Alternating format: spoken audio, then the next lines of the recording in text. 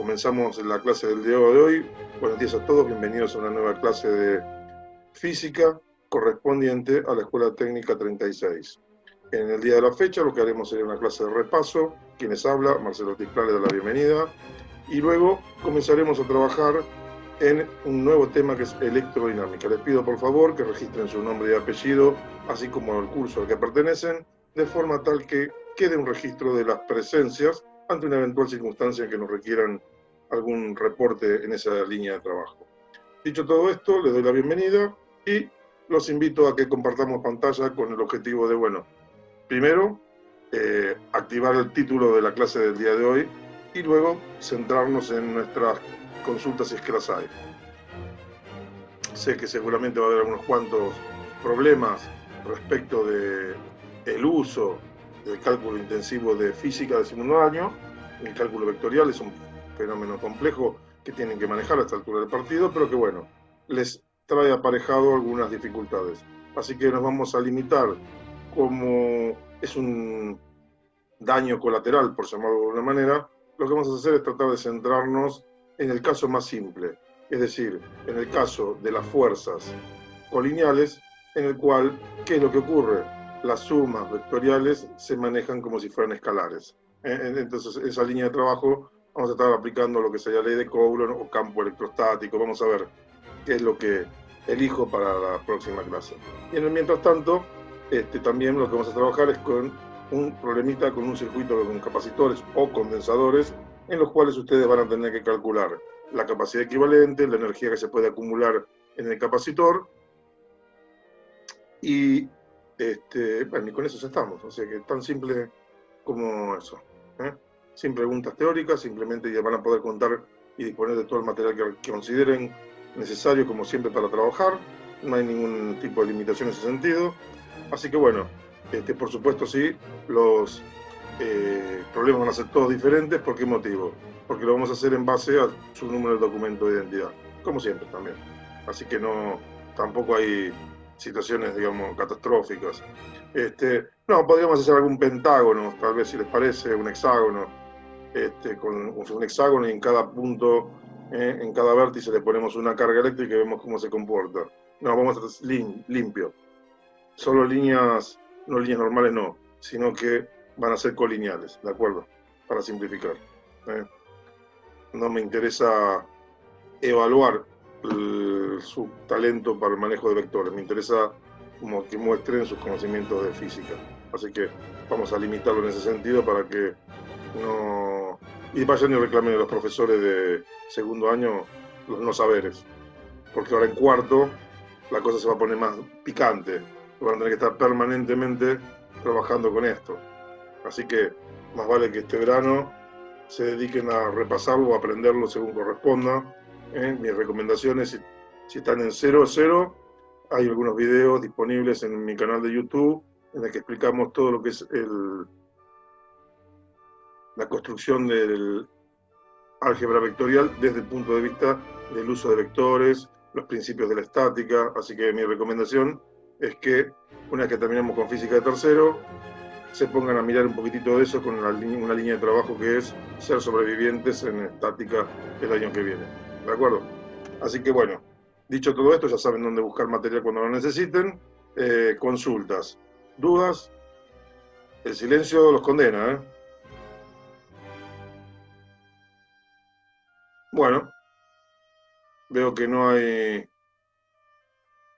grandes dudas. Eso ocurre por dos situaciones posibles: o porque soy un genio explicando, cosa que dudo, o porque todavía no vieron nada, entonces no pueden tener duda de lo que no vieron. Así que bueno, en este contexto vamos a tratar de remarla, y a todo el mundo se le complica, Germán. La vida no es fácil. Si fuera fácil, todo el mundo lo tendría resuelto. La verdad de la milanesa es que no cualquiera está para bancarse la escuela técnica, y ustedes la vienen haciendo, así que ya están mostrando un plus, se están preparando para ser profesionales.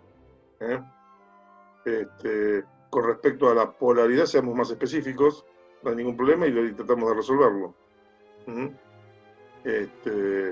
Vamos a ver si nos centramos en la teoría. Acá tengo mi apunte de teoría, todo el bloque de baterías, que es inmenso. pero que recuerden, hubo 4 o 5 conceptos que hay que fijar nada más. Acá tenemos energía de un capacitor.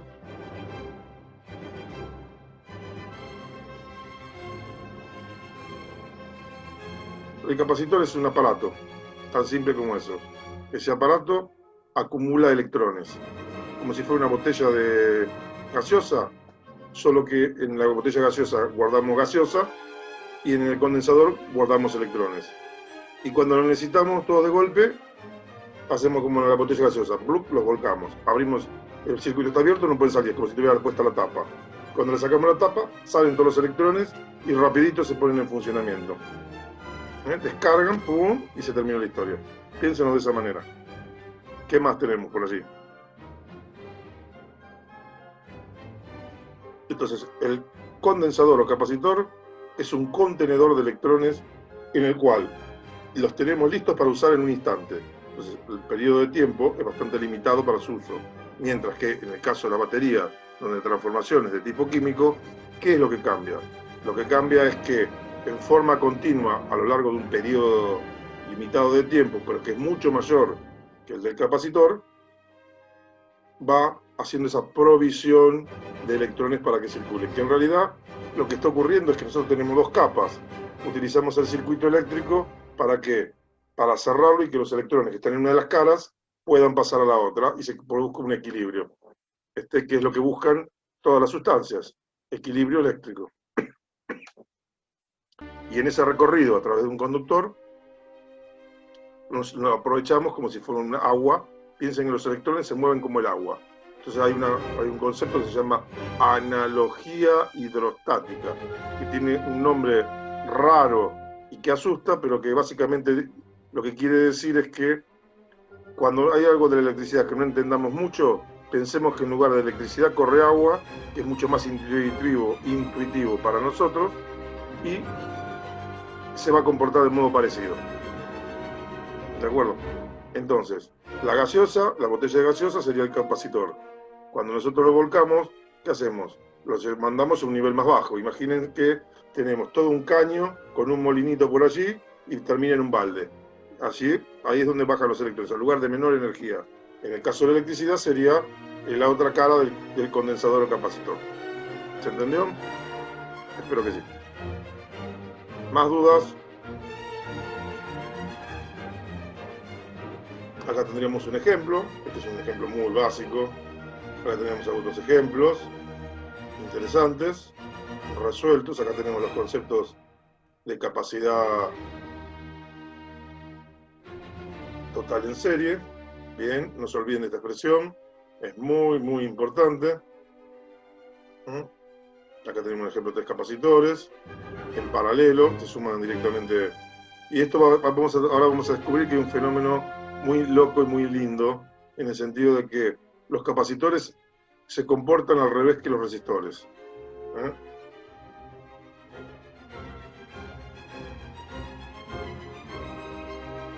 Este es nuestro recorrido.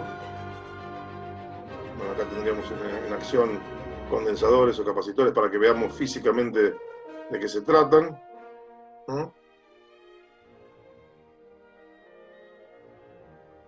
Esto voy a ver si la escribo de otra manera, esta fórmula, utilizando mi nuevo recurso que es SMAT.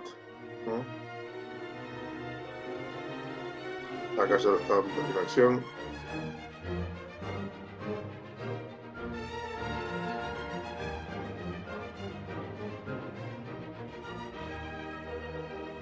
Dudas, consultas, pues veo que no hay más. Bueno. Entonces, vamos a hacer una recorrida rápida de repaso. Tenemos ley de Coulomb por aquí, su aplicación.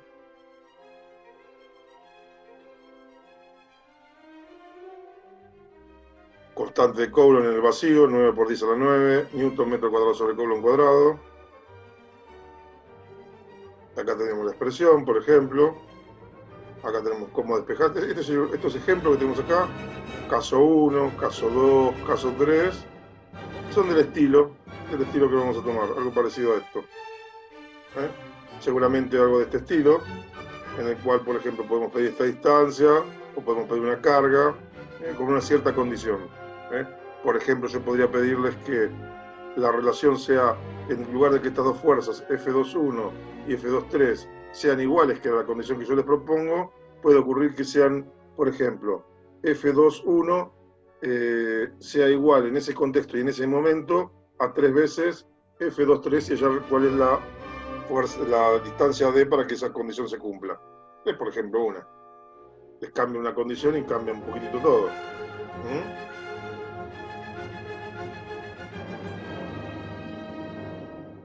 Bueno, la definición de campo eléctrico era para independizarnos de las cargas de prueba. Nos quedaba que era F sobre Q. Después teníamos, esto es básicamente lo mismo en cálculo.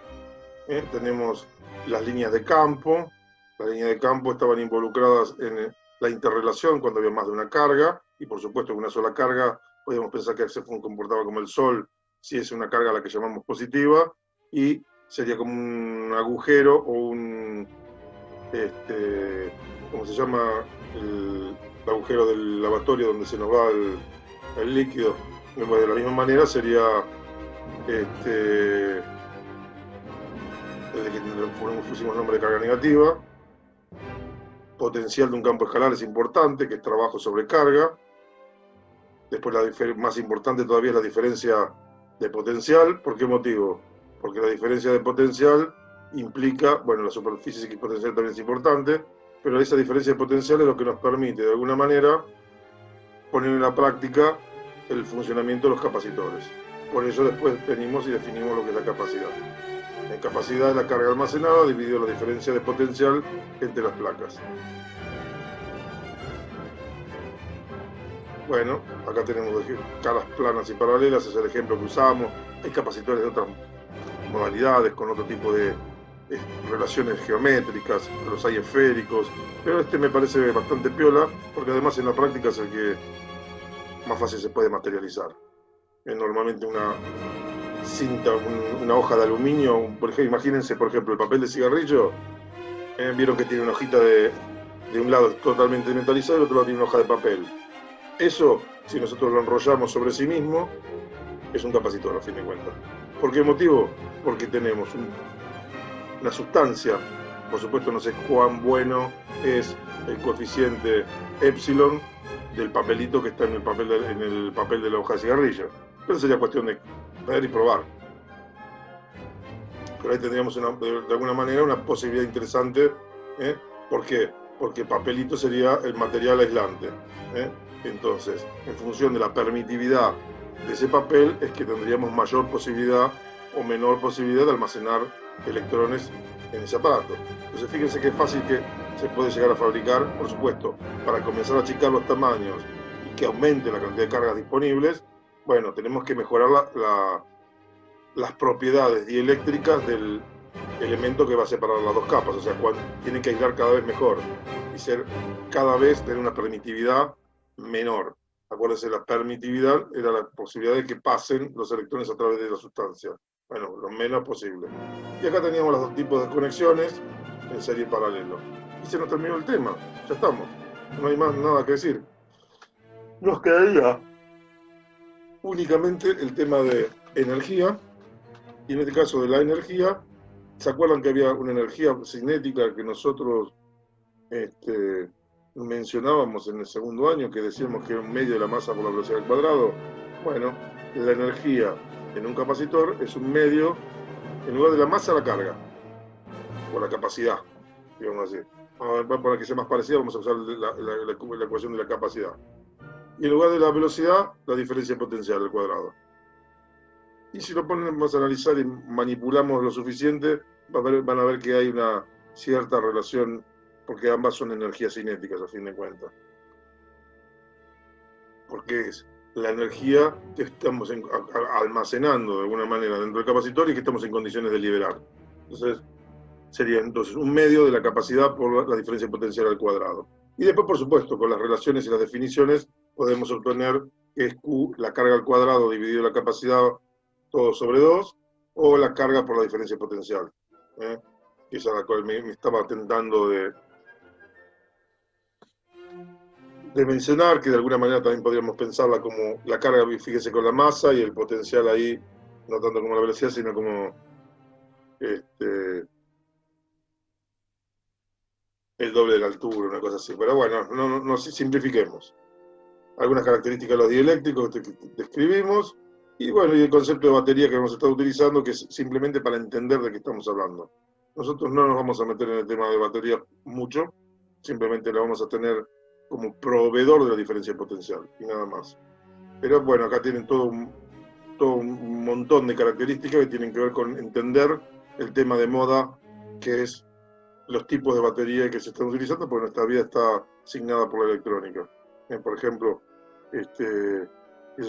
supongamos lo siguiente, imaginemos que queremos poner un sistema inalámbrico de una alarma para una casa, más allá de la central, que por ahí tiene una carga con una conexión y siempre tenemos la posibilidad de que se corte la luz. Entonces todos los dispositivos necesitan tener baterías. Las hay de diferentes tipos, con diferentes formatos, dependiendo del artefacto, qué sé yo. No es lo mismo un sensor de movimiento que está haciendo emisiones de rayos y ver cómo rebotan, a ver si hay alguna interferencia, y otro es uno de tipo magnético, en el que tenemos que mantener la electricidad constante entre dos barritas, y cuando la soltamos se libera un clip porque el campo magnético suelta un disparador.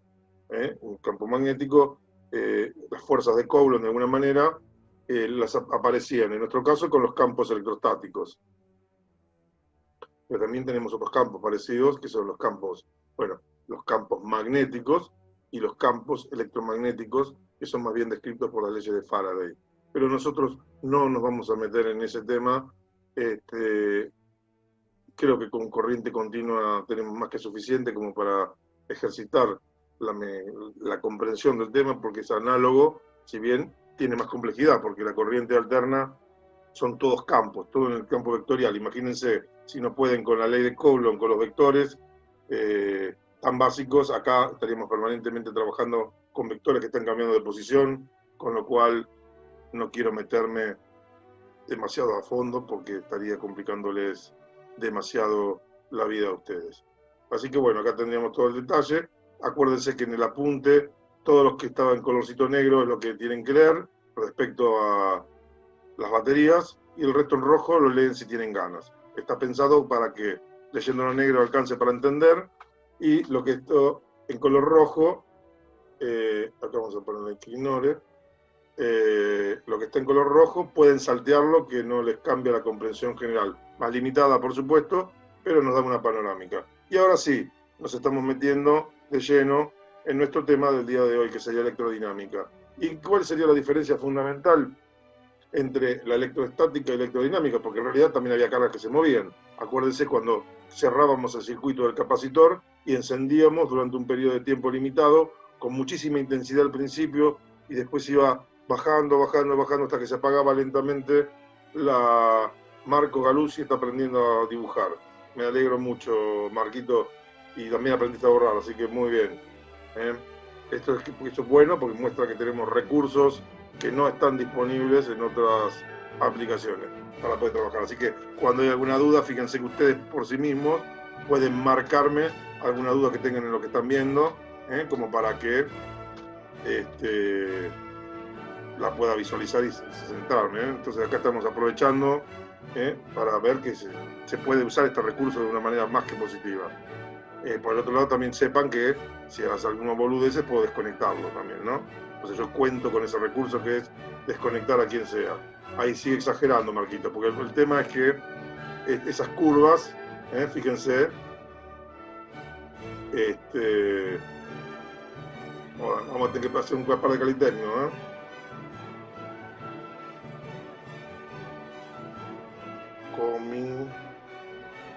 ¿Cómo lo saco? Dice.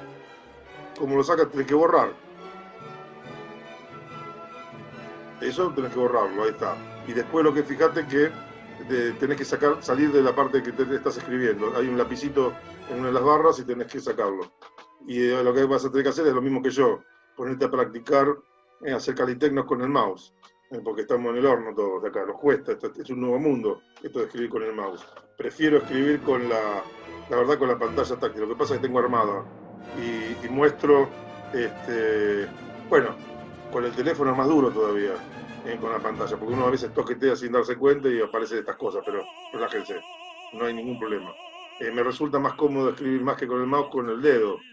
Y tengo una de las pantallas táctiles, pero como uso para presentarles a ustedes la segunda pantalla, tendría que probar a hacerlo al revés. Y entonces sí, hacer los firuletes directamente con el dedo, que escribo un poquito mejor que con el mouse. Pero bueno, vamos a ver. Seguramente la próxima clase que tenemos la evaluación me voy a dedicar a jugar y tratar de ver este tipo de cosas, cómo las podemos ir manejando. Bueno, la cuestión, como les contaba, era que en el caso de la electrodinámica, la diferencia fundamental que hay con la electrostática es la cantidad de tiempo que transcurre en el cual mantenemos un flujo constante de electrones recorriendo el circuito. Básicamente sería esa la diferencia, porque en los circuitos nosotros almacenamos agua y es como si agarráramos un balde de agua y tiráramos un balde de agua fría. Imagínense lo siguiente, para que tengan una idea de la diferencia. La electrostática es como un balde de agua lleno, listo para tirar el baldazo de agua a alguien, ¿de acuerdo? Y la electrodinámica es la manguera que fluye agua con forma continua. Esa es la asociación, la diferencia que tendríamos nosotros entre lo que sería el estudio de la electrostática, sería cómo estudiamos cómo cargar el balde, cómo tenerlo listo para lanzarlo. Y en la electrodinámica, cómo se comporta el agua cuando sale de la manguera y en el momento en que la hacemos recorrer la manguera. Los resistores serían donde se produce de alguna manera la liberación de algún tipo de energía, de las resistencias, una lamparita, por ejemplo, que sería equivalente a cuando cargamos las plantas. Entonces, los distintos dispositivos serían, por ejemplo, de lluviecita, que salga el chorro grande, etcétera, en el cual le damos un uso. La diferencia que hay es que una vez que la soltamos sería el equivalente al efecto Joule, ¿no? Nosotros cuando estudiamos la electricidad vamos a descubrir que por el solo hecho de recorrer un cable, un conductor, se genera, entre comillas, un efecto no deseado. Y digo entre comillas porque pues es un efecto no deseado con el cual nos valemos para poner una lamparita incandescente que ilumine.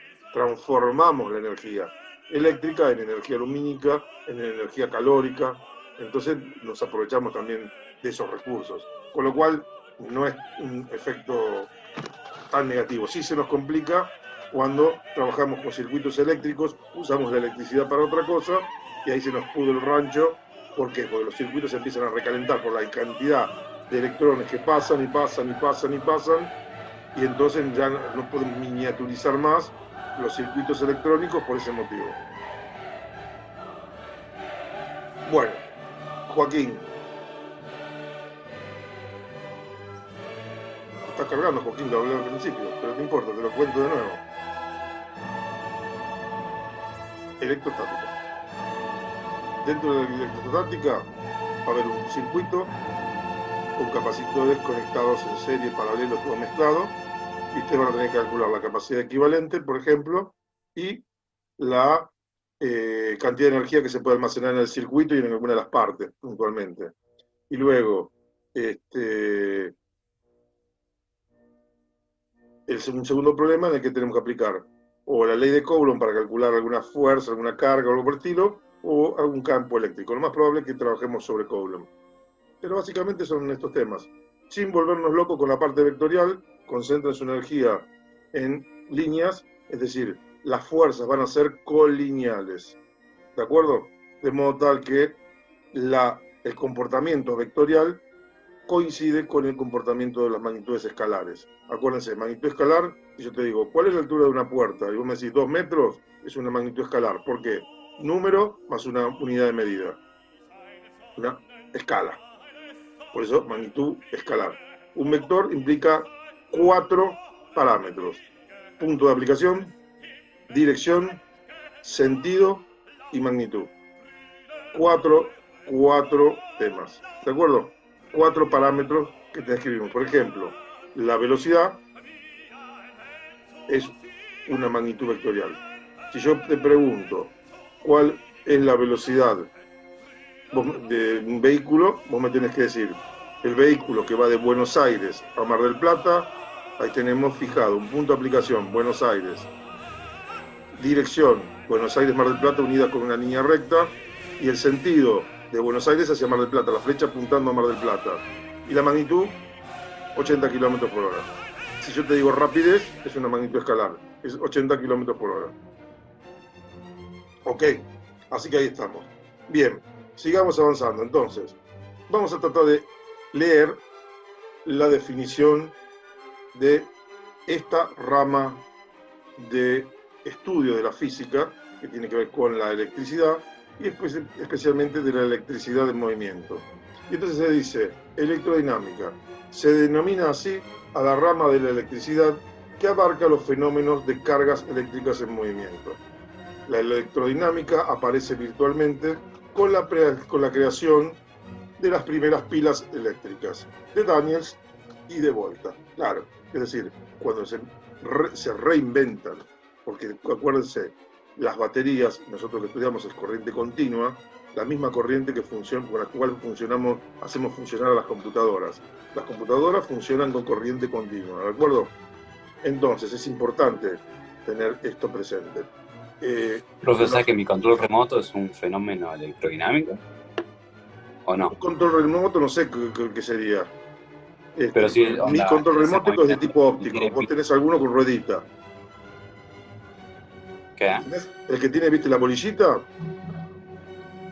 ¿Cómo? No entiendo. Control remoto hay varios tipos de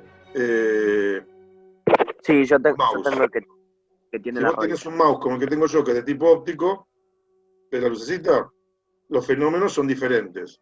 ¿Por qué? Porque vos lo que tenés es la variación de posición. Tenés, por un lado, ubicás y reconocés las variaciones de posición en función del tiempo o la posibilidad que vos trazas un haz y vos tenés varios sensores, y en función de dónde pega, digamos, rebota el haz en la superficie y vuelve, en función de ese tiempo y en la posición se puede calcular por un cálculo vectorial, justamente, para eso sirve el cálculo vectorial, la posición. Con la ruedita cambia la cosa, es más mecánico. Entonces nosotros lo que tenemos es la ruedita que gira y que mueve, dos rodillitos y rueditas, ¿no? Y entonces en función de la cantidad de vueltitas que dan esas rueditas se puede calcular la posición también en forma vectorial. Para eso, todo lo que tiene que ver con el movimiento y la variación de posición es cálculo vectorial, ¿de acuerdo? Y además, eso tiene que ver con ¿qué cosa? Con cómo detectamos la variación de posición. Y después, por otro lado, el mouse, ¿cómo funciona? Bueno, transmite esa información mediante corriente continua. Como el mío es inalámbrico, yo tengo una fuente, la batería, en este caso una batería de 1,5 volts, que es la que genera la electricidad, que nos permite primero hacer funcionar el sensor y por otro establecer una conexión de tipo inalámbrica en la que hay una radiofrecuencia o lo que fuere, que permite establecer la conexión. Por eso la importancia también del estudio de los campos electromagnéticos, que son base de las comunicaciones mediante ondas, ¿de acuerdo? Que es bastante más complicado que lo que estamos viendo. Lo nuestro es bastante más básico. En el caso de un mouse que estuviera conectado por cable, la tecnología involucrada es más tranquila. Tenemos que hacer la parte de cálculo vectorial para ubicar las posiciones, digamos, del cursor en base a los movimientos, pero la comunicación entre el mouse y la computadora sí es con corriente continua en ese caso. Y entonces ahí sí tendrías establecido una vinculación de tipo electrodinámica. En el caso del mouse inalámbrico, bueno, el no tener esta conexión vía cable para que fluya la corriente continua implica el uso de otro tipo de dispositivos en el cual están involucradas ondas, que es bastante más picante. ¿De acuerdo? Vieron que cada pavada que nos metemos implica muchísimo conocimiento y muchísimo cálculo. Los programas de control de un mouse tienen cálculo vectorial a morir. Y así, corren ecuaciones matemáticas, cada movimiento es una serie de ecuaciones matemáticas, no una ecuación matemática. Imagínense que nosotros, cuando estamos estudiando la ley de Coulomb y aparecen fuerzas, esas carguitas se pueden mover. Entonces el solo hecho que si logramos que se muevan, cambia la posición y hay que recalcular en forma automática todo. Y en cada instante, cada cambio implica un recálculo de todo. Es bastante picante. Las series, el flujo dinámico de cálculo vectoriales es alucinante. Y cuando nos movemos con esas simulaciones que yo les mostraba en las que iban cambiando las fuercitas y las flechitas y se movían las cosas, bueno, ahí permanentemente hay cálculo y cálculo y cálculo y cálculo, ¿no? Eso para que vean la complejidad y a la vez sencillez que tiene nuestros modos predictivos de pronóstico que estamos realizando permanentemente con todas las cosas, ¿no? Porque la verdad es que cuando yo estoy moviendo el mouse, lo que estoy haciendo es establecer un movimiento, una relación matemática, cálculo, y esa misma entonces entro en un mundo virtual que es la pantalla, que también tiene coordenadas, y cada píxel, cada puntito que se prende en un color, tiene todo un algoritmo matemático atrás, con el cual le indicamos un montón de factores. La aplicación SMAT tiene una cosa que es muy linda, porque nos permite entender más que nada, porque utiliza esos recursos y nosotros manipulamos. Por ejemplo, cuando yo quiero en un bloque que es una región de cálculo, yo quiero, por ejemplo, insertar una cruz, un asterisco, lo que fuere, si bien hay detrás bastantes elementos más, tengo que fijar, por ejemplo, coordenada X, coordenada Y. El símbolo que quiero aplicar del teclado, el dibujito asociado, un código ASCII a fin de cuentas, y luego tengo que poner el tamaño del carácter y tengo que poner el color. Fíjense cómo tuve que estar fijando una serie de parámetros. Y para cada cosa que quiero escribir, tengo que hacer lo mismo. Con lo cual es más que interesante el fenómeno que estamos haciendo. Imagínense lo que ocurre con un juego, en el cual estamos generando pantallas y situaciones y paisajes en los cuales hay toda una dinámica, todo cálculo matemático. Sería fascinante ver descrito con otro lenguaje en lugar de imágenes, con series numéricas, ver los comportamientos y los cálculos. Sería alucinante. Sí se parecería muchísimo, es más, lo podríamos asociar también con flujos de ceros y unos, en lenguaje análogo a binario, y claramente tendríamos esa representación que se ve en Matrix cuando caen las cascadas y cascadas de ceros y unos. Básicamente tiene que ver con este concepto. Con lo cual, básicamente, cálculo intensivo vectorial, o sea, que los que van para técnicos, además de programar, van a tener que saber un poquito, van a tener que refrescar los conocimientos matemáticos para los controladores. Imagínense que hay un capítulo que este año nos hemos salteado, igual les voy a mandar la guía para que busquen una serie de videos, para que vean lo que es un poquito la mecatrónica y la nanotecnología. Y entonces, cuando hablamos de mecatrónica, es el control de los robots. Entonces tenemos que estar recalculando para poder controlar, hacer un movimiento como la mano. Cada movimiento, cada coordenada, estoy calculando las posiciones y después indicando en cada una de las direcciones cuánto se tiene que mover. No, hay cálculo matemático avanzado. Solo que muchas veces todo esto que nosotros está detrás ya fue, por suerte, para simplificarnos el cálculo, hay un montón de bloques que ya están funcionando, que sabemos que funcionan bien y que los tomamos y los utilizamos.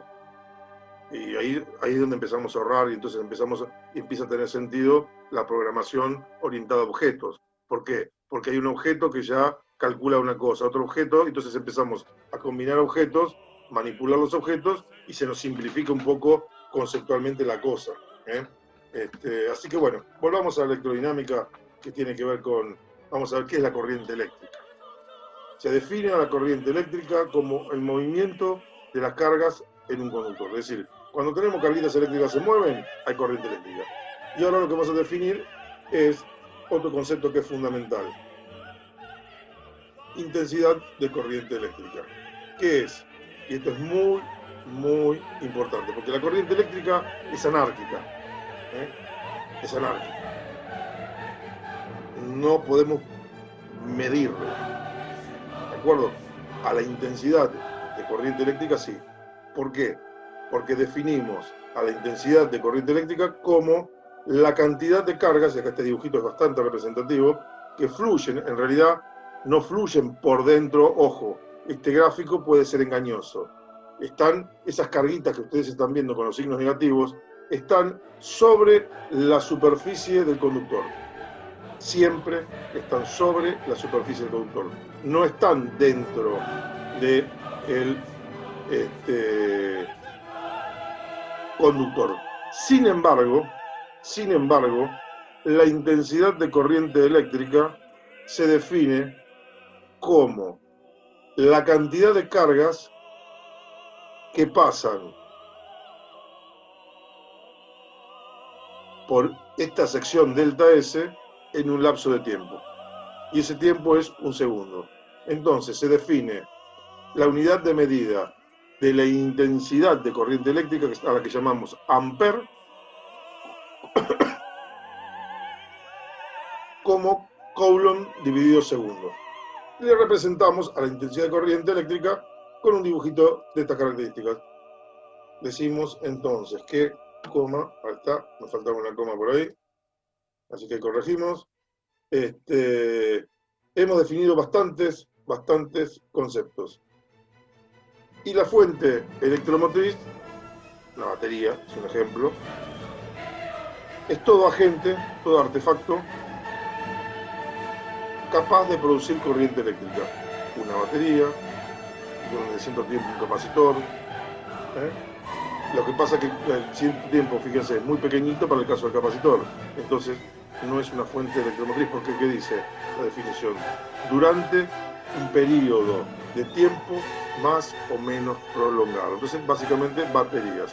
Se nos está por producir el corte, estamos en 39 segundos, 39 minutos y medio, como para que vamos a hacer lo siguiente. Vamos a volver a nuestra pantalla principal y lo que vamos a hacer es reconectarnos nuevamente. Vamos a hacer un break de 5 minutos y nos vamos a reconectar. Así que son las 9:40 en este momento, así que 9:45 nos reencontramos y nos reconectamos. Fantástico. Ha sido una clase productiva, a fin de cuentas. Me pareció bastante interesante por los temas que estuvimos charlando. Así que bueno, nos reencontramos. Ya estoy grabando, así que continuamos con nuestra clase de electrodinámica. Ya habíamos definido el concepto de electrodinámica en sí mismo, el concepto, la idea de corriente eléctrica, intensidad de corriente eléctrica y fuerza electromotriz. Entonces, ahora lo que vamos a hacer es trabajar en la definición de un par de cosas que serían la simbología. ¿Cómo representamos? ¿Cómo generamos y dibujamos estos elementos que hicimos mención? Habíamos nombrado brevemente nosotros por aquí a la representación de la intensidad de corriente eléctrica como, ahí ya recuperamos 3 personas, quedan 4, muy bien, bastante, ya recuperamos a todo el mundo, fantástico. Entonces, teníamos la intensidad de corriente eléctrica, que la hemos representado como un cablecito con una flechita al costadito para marcar la intensidad de corriente. Luego, ¿qué pasaba? Definimos las baterías, las fuentes electromotrices. Bueno, acá estaríamos representando la representación simbólica con la cual vamos a manejarnos y representar un generador de fuerza electromotriz. Esto sería una batería. Vamos a utilizar un poquitito los recursos de pizarra que tenemos disponibles. Esto que tenemos acá sería una batería. Esto sería un conjunto de baterías en serie conectados, con una ventaja muy importante. Supongamos que esta batería tiene 1,5 volts. Como verán, hoy yo estoy del club de los que tienen que ir a hacer caritecnos con el mouse. Y después acá tendríamos 1,5, 3, 6 volts acá, ¿de acuerdo? ¿Por qué? Porque las baterías en serie se suman, conectadas en serie, es decir, yo tengo mi batería de esta manera. Primer punto, se conectan siempre de positivo a negativo, ¿de acuerdo? Entonces, la batería siguiente viene así. La batería siguiente viene así. Piensen ustedes que es lo que hacen ustedes cuando conectan cualquier artefacto, 2 pilas. Imagínense que le ponen 2 pilas de AA, están conectadas en serie, aunque parezca que no. Fíjense que normalmente se ponen por oposición, pero hay una chapita que conecta, con lo cual el negativo de uno se conecta con el positivo del otro, y estamos trabajando con casi 3 volts. Siempre hay un poquito de pérdida. Entonces, bueno, lo que tenemos a continuación son los generadores de corriente continua y los de corriente alterna, ¿de acuerdo? Esto sería un generador de corriente alterna y esto sería un generador de corriente continua. Esto B y A sería una pila común y B sería una batería. ¿Vieron las baterías de 9 volts? Básicamente la estaríamos representando de esta manera. Por ejemplo, en este caso lo que hay que representar es una de 6 volts, pero bastaría poner 2 o 3 de estas y indicar el voltaje como para que entendamos eso. En general yo lo que hago es poner simplemente una batería, una pila, y le ponemos la diferencia de potencial y listo.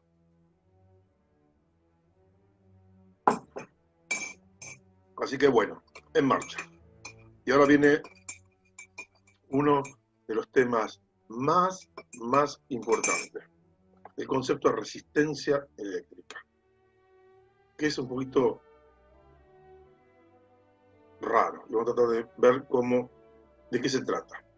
Básicamente es muy genérico y dice, es todo lo que se opone al paso de la corriente eléctrica. A eso lo llamamos resistencia. Los filamentos de la lámpara incandescente sería un ejemplo. Los elementos, ¿vieron las velas rojas cuando están funcionando las baterías de cuarzo? Los calefactores de cuarzo tienen una vela, que es una especie de tubito fabricado en cuarzo, en el cual adentro hay un hilo enrollado de cobre o de algún otro material, no precisamente cobre porque, digamos, sino que se busca uno que tenga un punto de fusión, que se derrita el metal a una muy alta temperatura para que no se rompa fácilmente. Así que no es claramente un cablecito de cobre. Y ese cable enrollado sería una resistencia. Los potenciómetros, ¿vieron los aparatitos que nos permiten regular el volumen? Bueno, básicamente ¿cómo funcionan? Armo algo que permite pasar más cantidad de electricidad o menos cantidad de electricidad. Y yo con ese movimiento que voy de regulación, la mayor electricidad hace que el volumen sea más alto en los aparatos. Y de esa manera lo regulamos. A través del flujo de la electricidad. Fíjense, el poder es increíble, hermoso. ¿Qué es esto? Bueno, acá tendríamos algunas resistencias.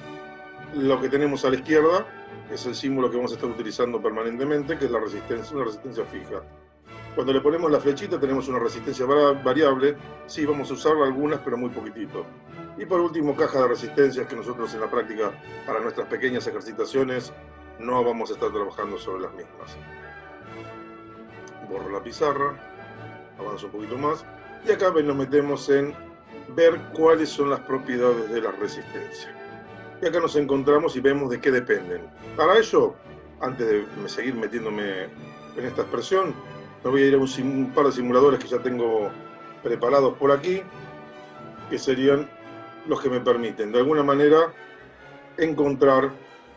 ver qué es la resistencia. Entonces vamos a agarrar un hilo de alambre, un material, y vamos a tratar de encontrar las relaciones que existen. Fíjense que hay una relación, el material es una de las condiciones. Lo describimos con la letra Pi de resistividad. La L sería la longitud, el largo, y A sería el área. Con lo cual podemos decir que la resistencia que opone al paso de la electricidad un material es directamente proporcional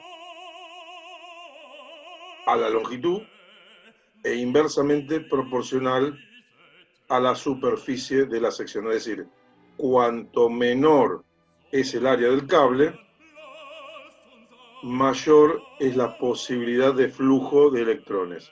Si notan, fíjense que los cables en general tienen pequeños hilitos, todos entrelazados, trenzados. ¿Por qué? Porque de esa manera aumentamos la superficie. Les cuento, por ejemplo, un cierto cable, vamos a hacer cálculo de un volumen, lo podemos calcular un metro por un diámetro, por ejemplo, de 1 centímetro, ustedes podrían calcular el volumen, y con el volumen podríamos calcular el peso específico del cobre, y con eso calcular el precio. Averiguamos el precio del kilo de cobre y lo multiplicamos. Con ese mismo kilo de cobre, nosotros, si cambiamos los diámetros, podemos generar más perímetro. Porque ¿se acuerdan que yo les dije que por los bordes de los conductores, por la superficie es por donde pasan nuestros electrones? Entonces, en nuestro caso, fíjense que pasarían por el hilo rojo, básicamente. Se estaría en el borde. Entonces, si yo tengo un diámetro de estas características y tengo varios diámetros más pequeños, hasta que se cumpla que la relación de superficie es la misma, el volumen sería el mismo, me imaginan por el mismo largo, vamos a tener que los perímetros son mucho mayores. Entonces, el perímetro, ¿se acuerdan cómo se calculaba? Hay una relación matemática que ustedes vieron ya en séptimo grado, sexto grado de la escuela primaria, deben haber visto, que es perímetro es pi por radio. Es básicamente, pi es la relación que existe, la razón que existe entre el perímetro y el radio de una circunferencia. Ahora, si el radio es menor,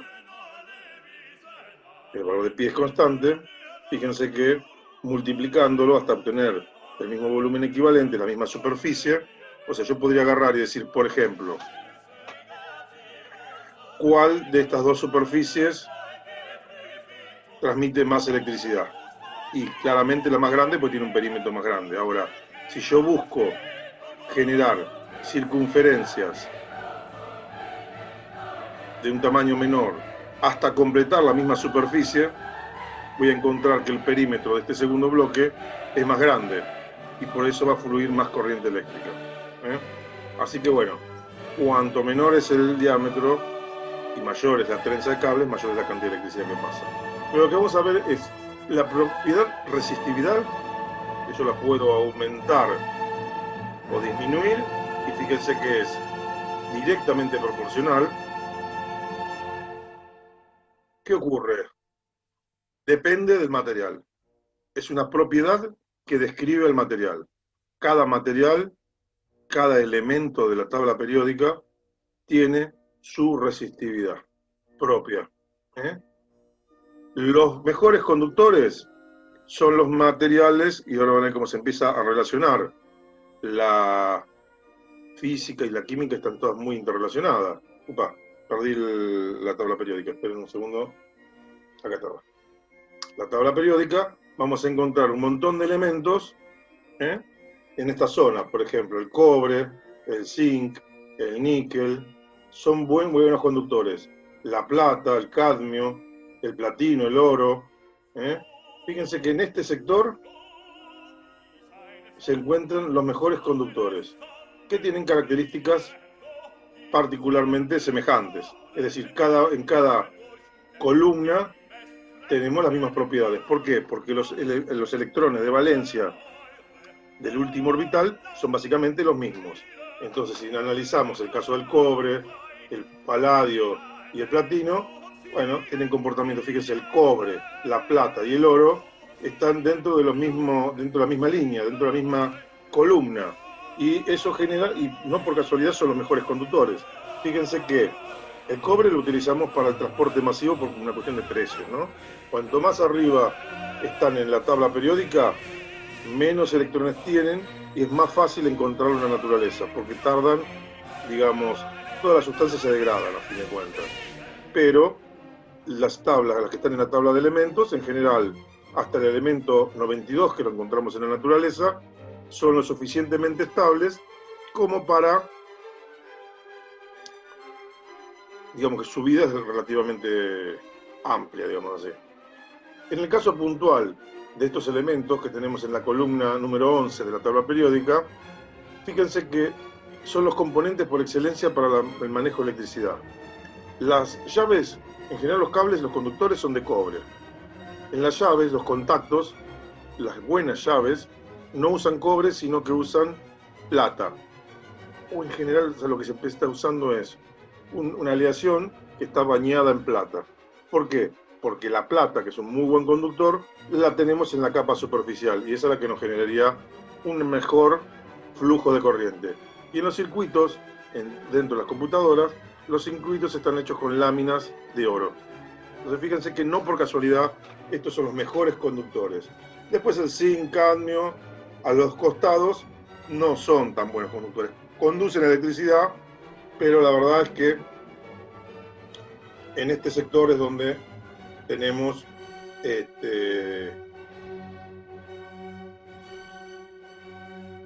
los mejores conductores. Bueno, salgo un poquitito de borro mi pizarra, vuelvo a mi otra, vamos a tratar de encontrar donde tenía mi otra, acá está, mi simulador está por acá, y entonces entramos a jugar con lo siguiente. Como les contaba, a mayor longitud, mayor resistencia. Eso tiene que ver con la geometría. Mayor longitud, mayor resistencia. Y por último, a mayor área, menor resistencia. Fíjense qué loco, ¿no? Menor área, mayor resistencia.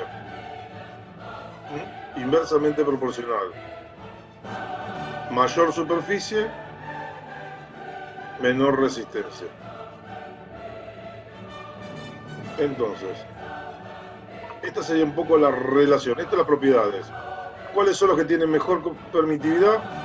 Bueno, en este caso es resistividad, perdón.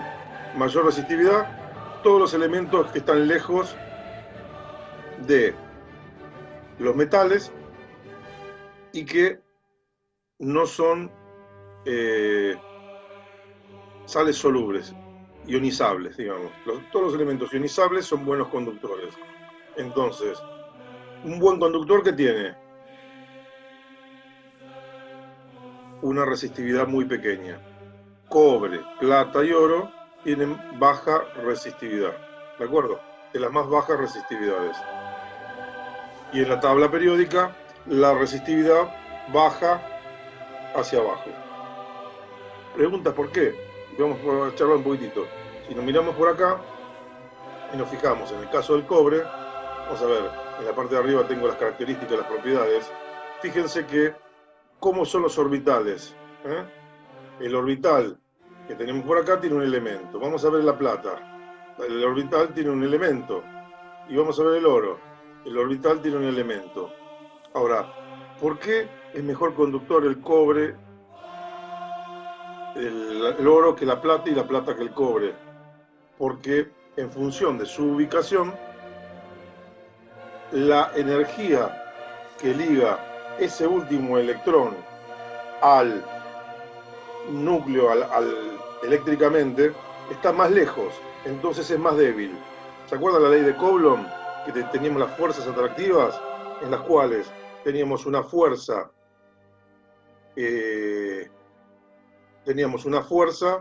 con dos cargas de distintos sentidos. En el núcleo, cargas positivas, los electrones, carga negativa. La fuerza que se generaba era inversamente proporcional a la distancia, al cuadrado. Bueno, al estar más lejos, la fuerza que lo retiene es mucho menor, y por eso fluye mucho más fácil la electricidad. ¿De acuerdo? Ese sería un poquito el concepto en el cual, fíjense cómo relacionamos la conductividad o la baja resistividad en función de la dimensión del átomo. Un átomo de oro es más grande que un átomo de cobre. Fíjense, 196.97 es la masa atómica del oro. La plata 107 y 63. Prácticamente, fíjense que crece un poco más un poquito menos del doble. Para que fuera el doble del cobre tendríamos que estar hablando de 120. Y prácticamente el oro es prácticamente el doble que la plata. Con lo cual, fíjense qué interesante. Fíjense en los alrededores. El zinc, el cadmio y el mercurio tienen 2 electrones dando vuelta. Con lo cual, en general, es más difícil encontrar estas sustancias en estado puro. El níquel, 2, paladio, nada, 1, bastante irregular. Fíjense que por acá tenemos litio, hidrógeno, sodio, también con un electrón. Entonces diríamos, ¿y por qué estos no son buenos conductores? Fíjense que algo de eso hay, en el sentido que noten de qué elementos son fabricadas las baterías. Y las baterías de litio, están por acá, también tienen una característica, un electrón, sodio, un electrón, Por supuesto, las hay de plomo también, en la cual, pero ahí tienen que entrar a jugar otros aspectos. Tienen que jugar los elementos, los ácidos, los elementos que están en el compartimiento de la batería. Ahí ya, si quieren avanzar más sobre el tema, lean sobre el artículo que pusimos respecto de las baterías. Pero la intención era mostrarles que estos conductores y su resistividad, acá lo que me fijé es si teníamos dentro de las características, dentro de las propiedades, estaba revisando, fíjense, el diámetro atómico 174 en el caso del oro, en el caso de la plata 165 y 145 en el caso del cobre, porque en realidad el radio atómico es lo que cuenta de alguna manera. Módulo, densidad, conductividad. Acá tenemos la conductividad térmica, y acá tendríamos la conductividad eléctrica. Fíjense, 59 ms sobre metro, 62 en el caso de la plata y 45. 62 y 59. Ahí está. Conductividad eléctrica.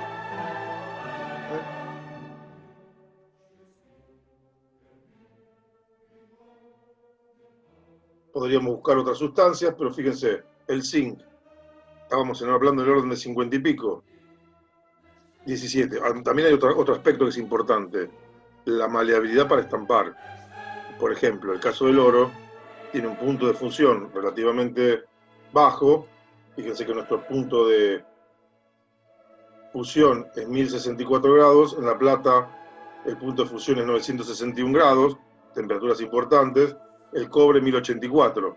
Entonces fíjense que en nuestro caso el oro, el cobre más o menos están en el mismo orden, la plata un poquitito más baja, pero están en el mismo orden los niveles de fusión. En el caso del zinc, fíjense, las ebulliciones están en el mismo orden, la fusión, bueno, el mercurio no, 38 grados bajo cero, el platino 1700 grados, el paladio 1500, el níquel 1400, estos materiales son muchísimo más difíciles de modelar, ¿no? Hacer que se pongan líquidos para que tomen forma y estamparlos, por ejemplo. Entonces se combinan varios factores. Pero bueno, esto tiene que ver un poquito con muchos juegos de propiedades que se están poniendo y moviendo acá. Y ahora nos vamos a meter en el próximo tema, que es determinante. Una vez que hablamos de la resistividad, acá tendríamos la relación esta sería la resistividad en el vacío, y hay una cuestión, que la resistividad depende directamente de ¿qué cosa? La variación de temperatura. A mayor temperatura, mayor resistividad.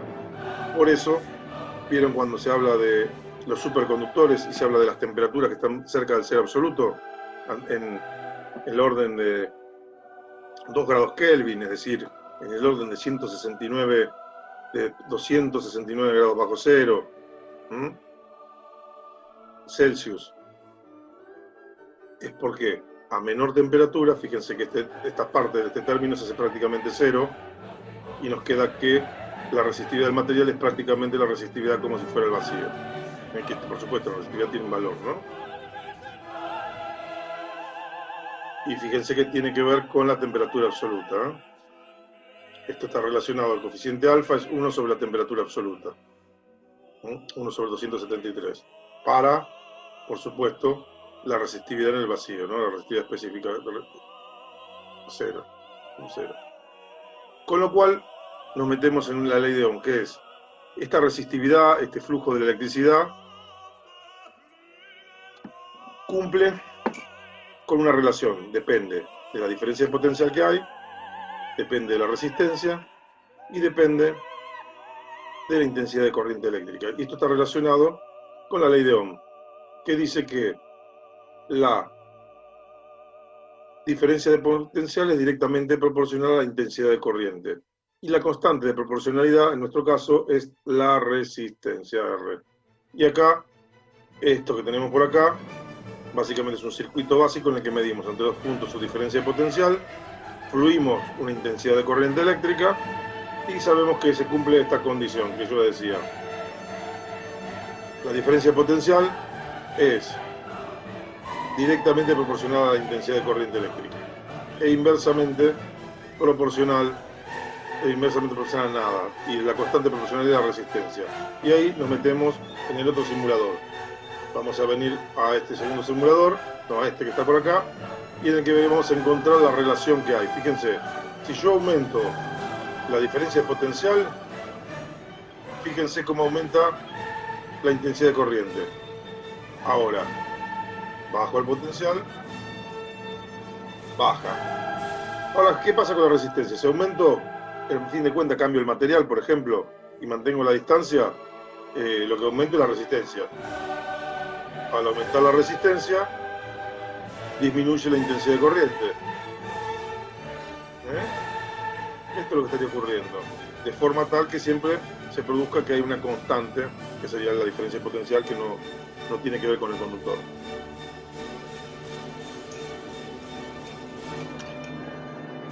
Con lo cual, como podrán ver, esta es la ley de Ohm, la que regula las relaciones entre los circuitos de electrodinámica. ¿De acuerdo?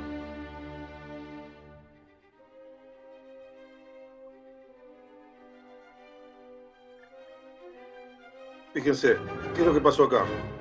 Cortocircuito. Lo que nosotros conocemos como cortocircuito. Resistencia cero. Estalló todo. ¿De acuerdo? La intensidad toma un valor inmanejable.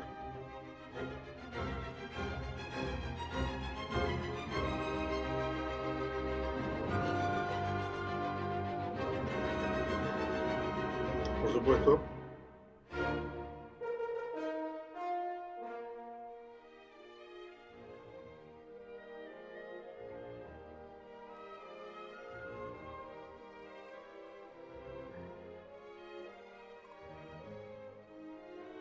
Y lo único que después nos queda es armar los circuitos. Acá tendríamos diferentes tipos.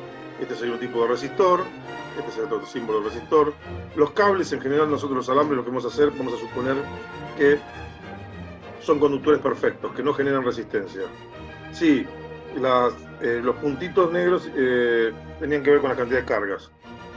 En este de acá. Acá, la ley de Ohm. Esto es mayor resistencia.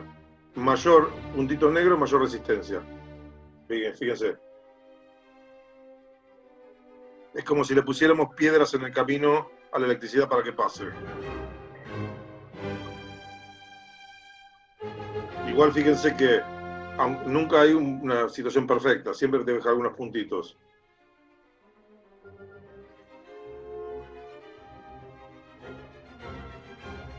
Digamos que en la zona roja o blanquita permite pasar la electricidad y los puntos negros impiden que pase la electricidad. Por llamarlo, es una manera de representarlo, no es que se vea así. Y acá tendríamos algunos elementos con los que vamos a estar trabajando y vamos a ir generando circuitos.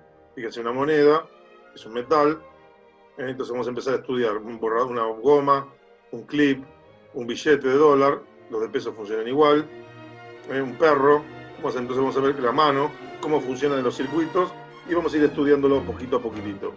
Yo creo que estamos prácticamente en un buen momento para ir redondeando algunos aspectos. Seguramente ahora vamos a armar un circuito, pero quería ver si queda algún tema puntual, la asociación de resistencias, que sería el próximo capítulo, en el que vamos a ver cómo se comportan las resistencias en serie y en paralelo. Pero básicamente, para como regla mnemotécnica, funcionan al revés que los capacitores. Los capacitores en serie se suman la inversa de la capacidad es igual a la suma de las inversas. Y acá la resistencia es la suma de las resistencias. Y viceversa. Así que bueno, lo único que nos quedaría sería jugar y empezar a armar algún circuito. Para armar los circuitos, bueno, primero voy a renovar esto. Vamos a poner el primer gran elemento que necesitamos, una batería. Los alambres dijimos que van a ser teóricos, con lo cual no los consideramos que tengan pérdida. Vamos a poner una resistencia por aquí. Así que vamos a poner otro alambre por aquí. Y vamos a armar nuestro primer circuito. Voy a poner un interruptor. Ahí tenemos. Acá vamos a tomar otro alambre.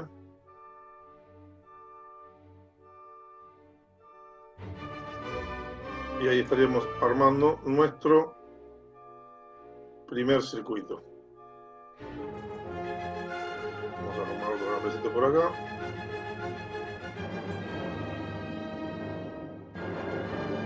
Y este sería nuestro primer circuito eléctrico, en el cual los alambres los estamos considerando como teóricamente perfectos, es decir, que tienen resistencia nula. La verdad de la milanesa es que eso no existe. Entonces, lo que se hace para calcular es, en lugar de estar representando todos los cables con resistencia, que sería un lío, y estarlo acumulando, se calcula por metro lineal cuánto es y se pone un resistor cada tanto como para tenerlo en cuenta en nuestro circuito. Imaginen una casa como se calcula, ¿no?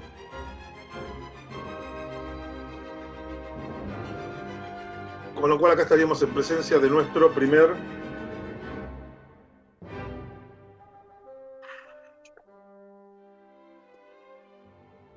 circuito que vamos a ver si funciona.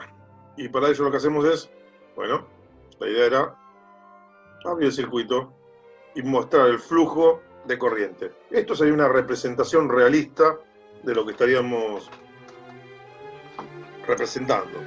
Metí la mano, profe, a ver qué pasa. ¿Cómo?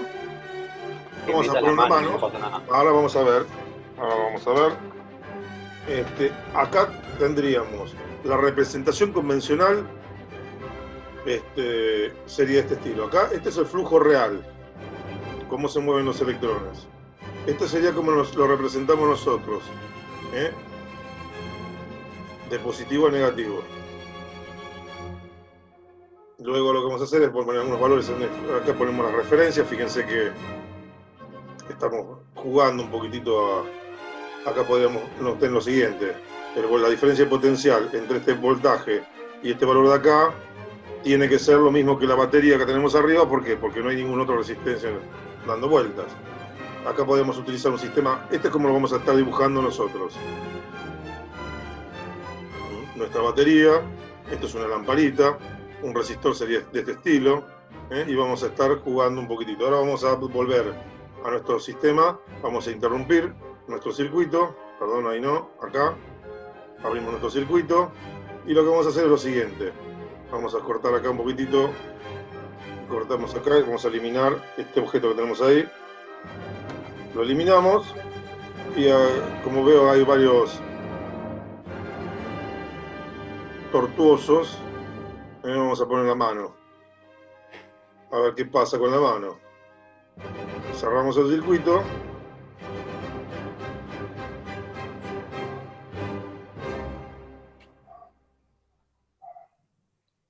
Nada.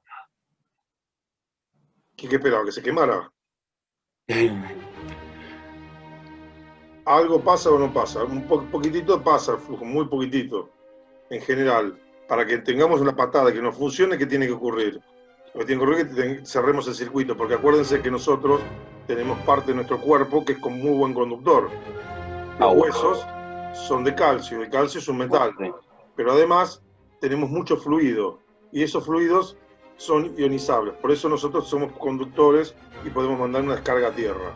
Pero no es un valor que, digamos, sea comparativamente con un resistor metálico de otro tipo, no somos muy eficientes. Vamos por un lápiz. No pasa nada. Fíjese que el grafito es mejor, es más interesante, Guarda, fluye mejor que la mano, Interesante, es más. ¿El perro? ¿Cómo? Probamos el perro, pero el perro va más o menos como la mano. No va a tener un gran flujo. Una cosa importante, hay una experiencia que hemos hecho en la escuela una ocasión, que es tomar, ¿vieron las portaminas que tienen las minas de grafito de 0,5? Sí. Bueno, lo que hicimos fue poner con 2 cocodrilos una mina de 0,5 y después lo pusimos con un cablecito, por supuesto, dentro de un vaso de yogur, ¿vieron los de vidrio? Sí. Llenamos de agua, le pusimos una tapa, lo dimos vuelta y generamos vacío, de forma tal que el grafito no se queme por la temperatura. Y después con un regulador de voltaje fuimos subiendo el voltaje y con 19 volts logramos que se ponga incandescente y logramos generar por un minuto más o menos una lámpara. Lucecita. Sí, empezó a hacer una pequeña iluminación. ¿Hasta que pasó? Entró una burbujita de aire, porque el sistema no era de vacío perfecto, y murió todo. ¿De acuerdo? Pero es interesante entender que el grafito es un buen conductor comparado con una mano, ¿no? Vamos a desconectar nuestro circuito. Vamos a sacar nuestro lápiz. Vamos a ponerle billete nada, al perro, pobre perro. Van a ver que el perro, por supuesto, esto con prácticamente ven como la mano, ¿no? Con 9 volts estamos hablando. Si yo le subo el voltaje, van a ver como con 220 volts pasa la electricidad, o con la mano. Acá lo que vamos a hacer ahora es subir el voltaje. Claro, 9 volts no pasa nada. Pero ¿qué pasa si yo agarro y en lugar de tener este voltaje, subo el voltaje, ¿no? Vamos por acá abajo y empiezo a subir el voltaje. 120 volts. Fíjense, ¿se acuerdan ustedes el voltaje que hay en Estados Unidos? ¿De cuánto es? No. Los aparatos se ven 110 volts, ¿de acuerdo? Fíjense, ¿por qué en Estados Unidos usan 110, 120 volts? Porque no nos da descarga eléctrica. A nosotros con 220 volts sí nos da descarga eléctrica. Y la sentimos, porque necesitamos un voltaje mayor, del orden de los 200 volts para sentir la descarga. ¿Y por qué nosotros elegimos que nos dé una descarga eléctrica?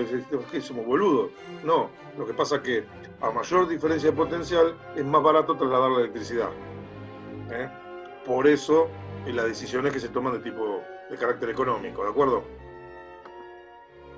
200 es una descarga eléctrica que no nos mata. Acuérdense que lo siguiente, si venimos a ley de Ohm, fíjense, a igual resistencia, vamos a hacer así. Vamos a la intensidad de corriente, que es lo que cuenta, fíjense, si yo tengo la resistencia constante en el cable y el voltaje lo achico, ¿qué pasa? Disminuye la intensidad de corriente. Entonces, a mayor voltaje, mayor intensidad de corriente. Nosotros elegimos un voltaje más alto para tener una mayor intensidad de corriente eléctrica, con un mismo circuito, que es lo caro en este momento. Lo caro es el cable de cobre para nosotros, ¿de acuerdo? Por eso las decisiones. En Europa, en general, muchos países usan también, por la misma razón, 220 volts. Y para trasladarlo grandes distancias, para que haya poca pérdida de energía, por eso se usa alta tensión. La corriente trifásica son 380, pero la alta tensión nos permite tener menos pérdida por efecto Joule en los cables, y entonces se pueden utilizar cables, no cables de cobre, sino cables de acero.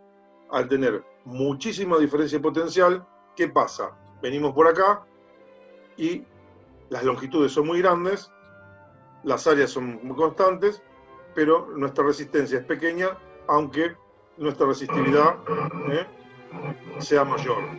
La del cobre, por ejemplo, así, la del acero es así, pero tiene ventajas de resistencia lineales. Entonces, con ley de Ohm, ¿qué pasaba? Resistencia grande, intensidad chica, al mismo voltaje. Pero si subo el voltaje, sube la intensidad de corriente.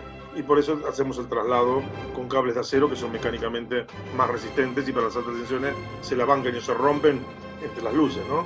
Entonces entran a jugar un montón de aspectos. Con lo cual, fíjense que yo creo que con lo que estuvimos charlando en el día de hoy habría que buscar un buen... ¿El billete? Un sujetador, pongámosle. Hasta 120. 120 volts, arde todo, explotó todo el circuito, básicamente. Básicamente estalló todo por el aire. Pero, guarda.